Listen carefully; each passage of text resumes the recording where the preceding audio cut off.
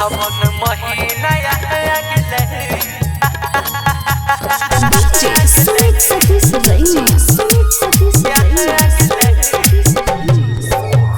प्रेम से बोला बाबा पशुपतिनाथ की। सावन महीना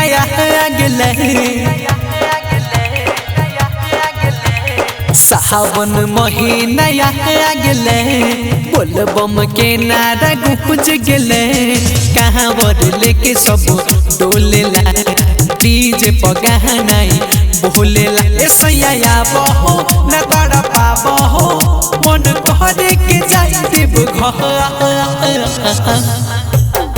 सावन महीना गेले बोल बम के नारा गुज गेले।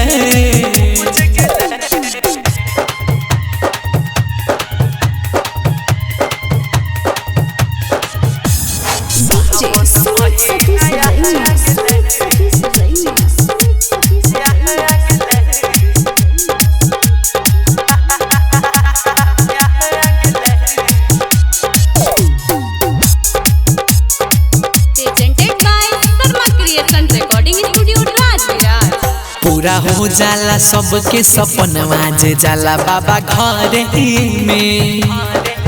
बहुत बाटे रे ने कर दीवाना चिल में दम मारे रे। पूरा हो जाला सबके सपनवा जे जाला बाबा घर में।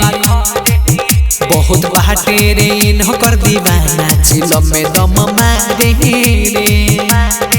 ना गड़बाना हो मरब ताना हो मन तड़पता बारंबार।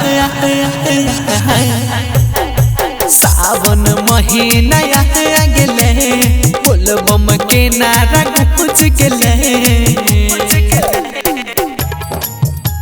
सावन महीना गेले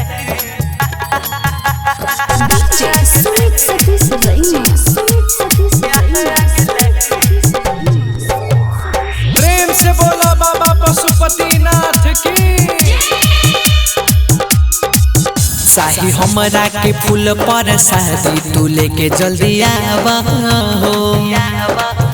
गेरुआ रंग के साड़ी कांवरवा तू पिया लेके आवा हो। चाही हमरा के फूल पर शादी तू लेके पिया आवा हो।